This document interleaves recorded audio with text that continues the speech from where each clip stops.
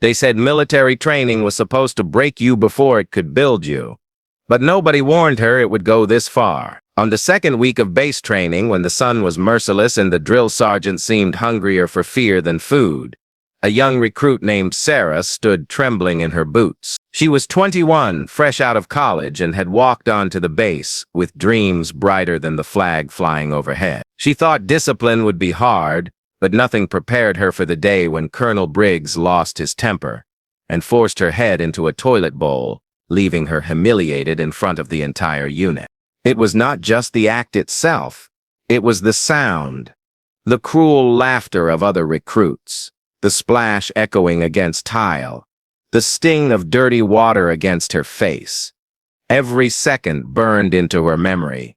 She gasped for air as he released her, dripping, shaking, but somehow still standing. She wanted to disappear, but instead she clenched her fists, because deep inside she felt something ignite. Humiliation could crush a person, or it could plant a seed of fire. For Sarah, that fire had just been born. The base whispered about it all night. Some pitied her, others mocked, but everyone remembered the look in her eyes when she staggered back to the barracks.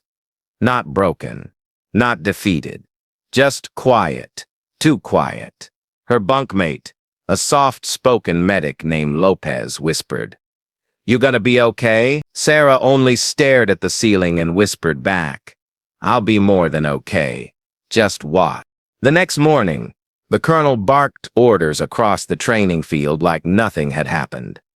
He was known for pushing recruits past the edge, for testing pride until it shattered.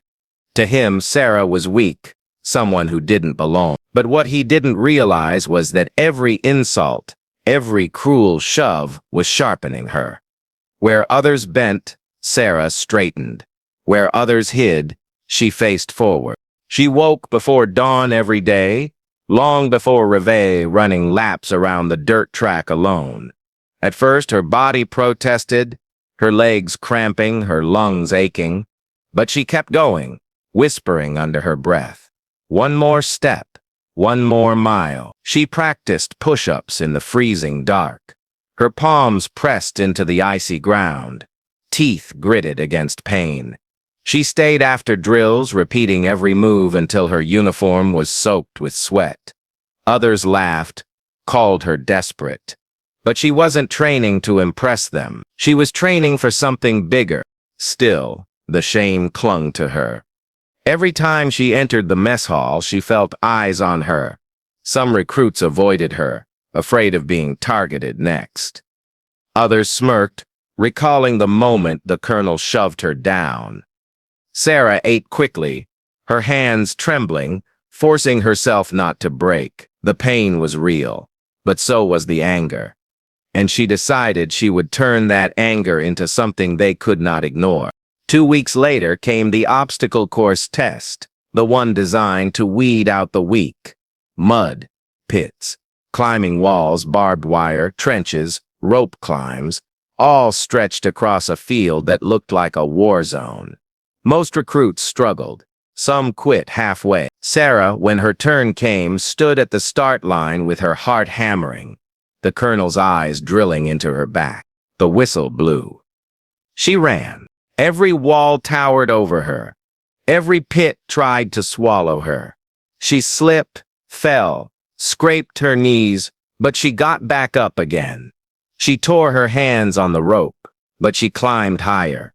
She slid under barbed wire, her uniform tearing, mud streaking across her face. Her breath came ragged. Her muscles screamed for mercy, but she refused to stop. She remembered the toilet, the laughter, the shame, and each memory pushed her harder, faster, stronger. When she crossed the finish line, collapsing in the dirt, the stopwatch in the sergeant's hand froze. She had just broken the female record for the course. The recruits gasped, some cheering, others stunned into silence. Even the colonel's jaw tightened, though his eyes gave nothing away. Sarah lay there in the mud, her chest heaving, but her face carried a small, quiet smile. For the first time, she knew she had their attention. That night, the whispers changed. She wasn't just the girl who got dunked. She was the one who refused to give up, the one who finished faster than anyone expected.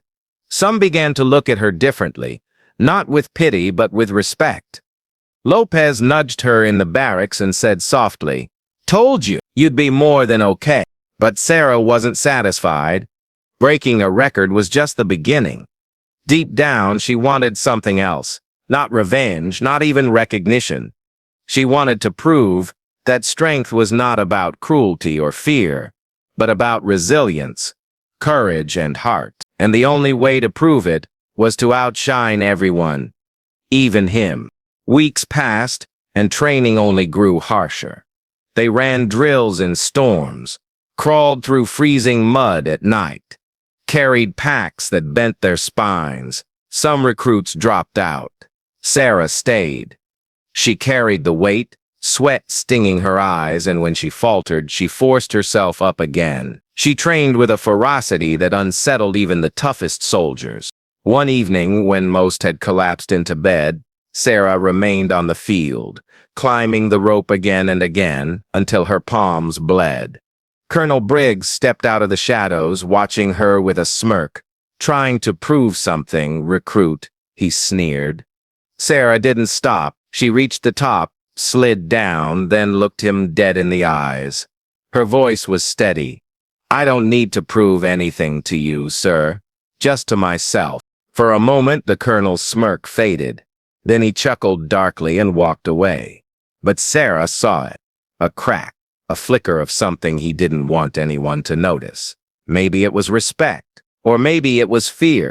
The turning point came with the final combat simulation, a brutal exercise where recruits were divided into squads and forced to navigate through a mock battlefield filled with smoke, obstacles, and simulated gunfire.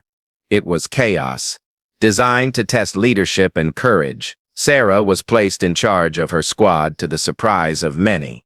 Some doubted her. Others whispered, "She can't do it."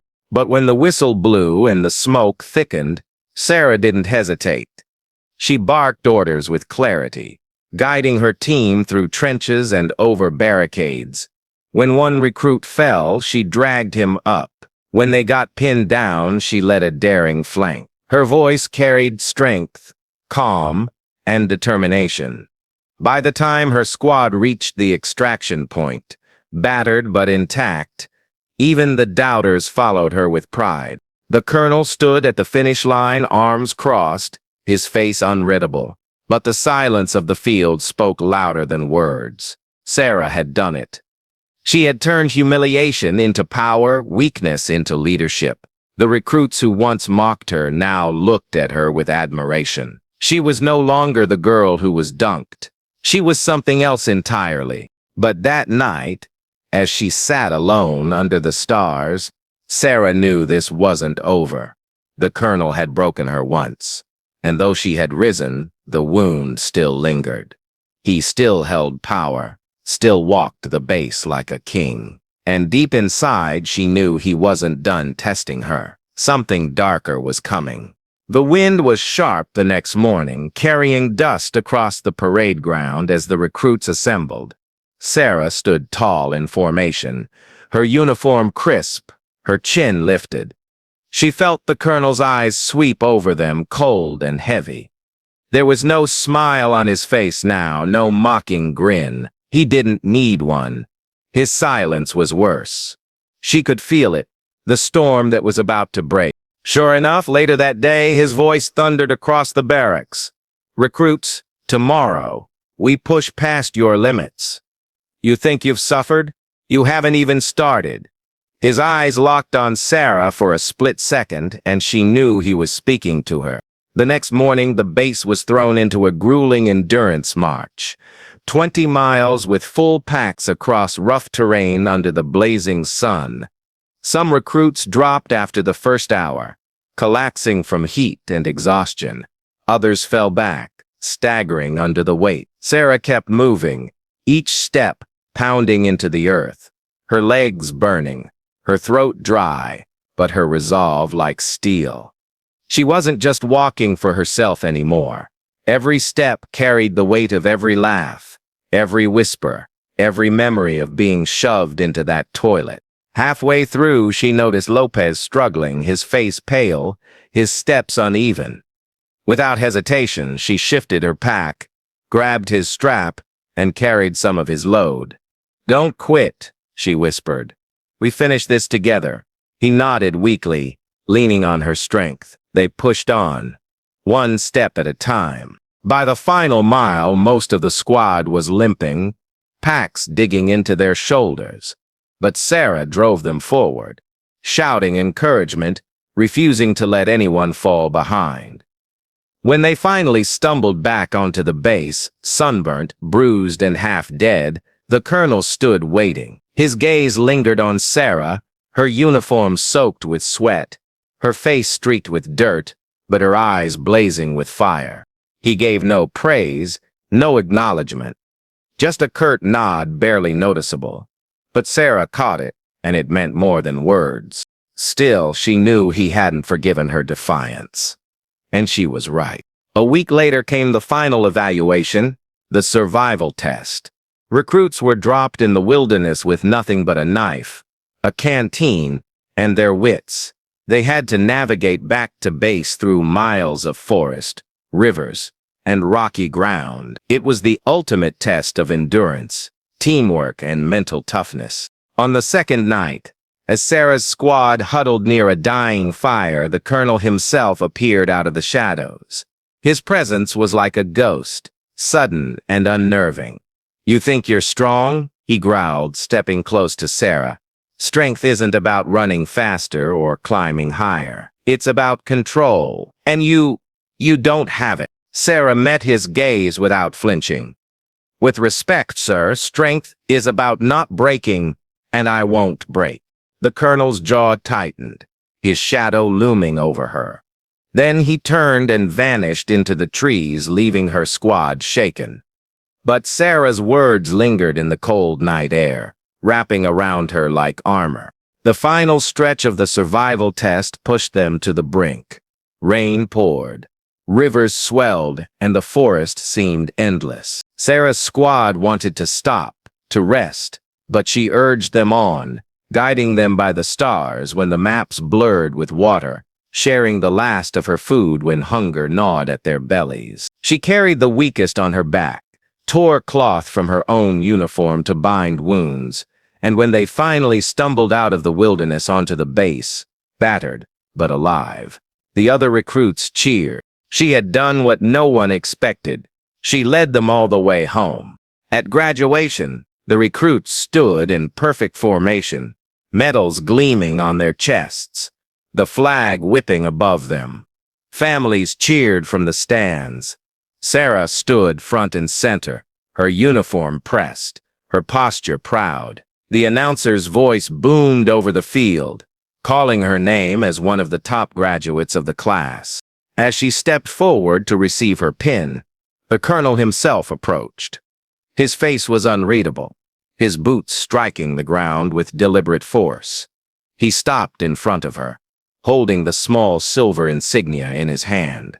For a moment, the entire base held its breath. Then, in a voice low but clear, he said, "You proved me wrong." He pinned the insignia to her chest, his hand lingering just long enough for her to feel the weight of his words. For the first time, his eyes softened. Not much.